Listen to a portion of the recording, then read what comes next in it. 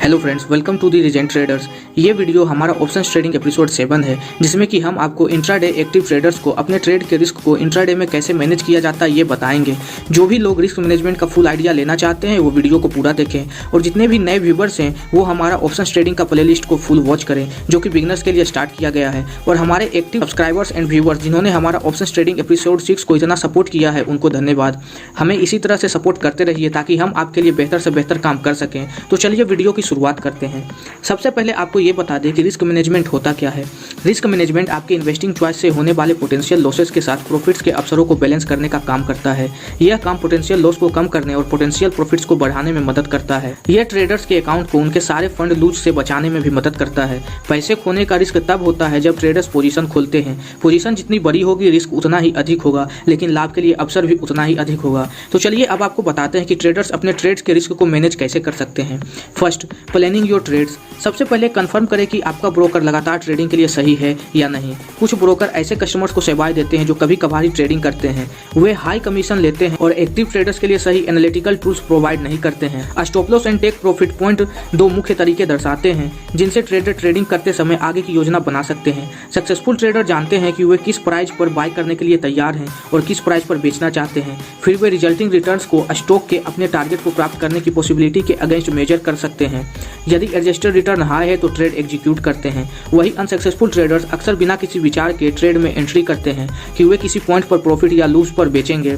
Lucky या unlucky, लकीर पर जुआ खेलने वालों की तरह भावनाएं हावी होने लगती है और उनके ट्रेड को निर्धारित करती है। नुकसान अक्सर लोगों को अपने पैसे वापस पाने की उम्मीद में टिके रहने के लिए उकसाता है, जबकि प्रॉफिट ट्रेडर्स को अधिक लाभ के लिए इम्प्रूडेंट तरीके से टिके रहने के लिए प्रेरित करता है।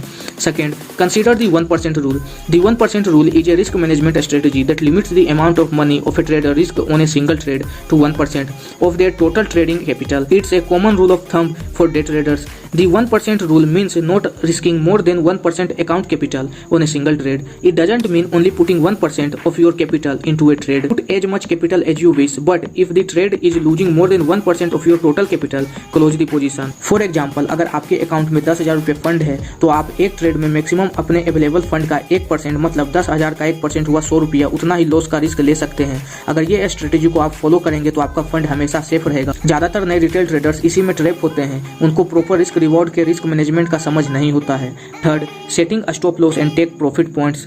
स्टॉप लॉस पॉइंट वह प्राइस है जिस पर ट्रेडर स्टॉक बेचकर ट्रेड पर नुकसान उठाएगा। ऐसा अक्सर तब आता है जब ट्रेड उस तरह से नहीं चलता है जिस तरह से ट्रेडर को उम्मीद थी। पॉइंट यह वापस आएगा मानसिकता को रोकने और नुकसान को बढ़ाने से पहले सीमित करने के लिए डिजाइन किए गए। उदाहरण के लिए, यदि कोई स्टॉक किसी इंपॉर्टेंट सपोर्ट लेवल से नीचे टूट जाता है तो ट्रेडर अक्सर जितनी जल्दी हो सके बेच देते हैं।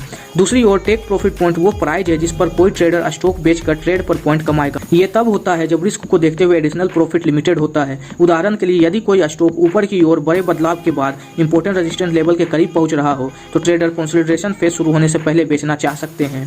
Fourth, calculating expected return. Setting stop loss and take profit points are also necessary to calculate the expected return. The importance of this calculation can not be overstated as it forces traders to think through their trades and analyse them. It also gives them a systematic way to compare various trades and select only the most profitable ones.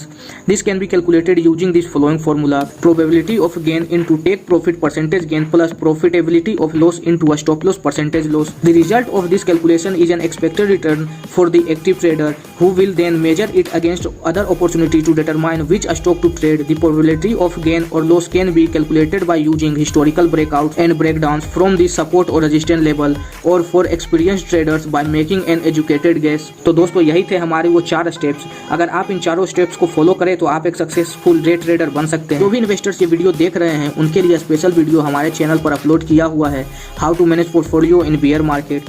वो जाके video देख सकते हैं और ये video investor viewers के लिए काफी फायदेमंद हो सकता है। वीडियो लिंक आपको डिस्क्रिप्शन में मिल जाएगा। अगर आपको हमारा वीडियो अच्छा लगा हो तो हमारे वीडियो को लाइक करें, वीडियो को दबाकर अपने फ्रेंड्स में शेयर करें और हमारे चैनल को सब्सक्राइब करें ताकि हमारा हर इन्फॉर्मेटिव वीडियो आप तक आसानी से पहुंच सके।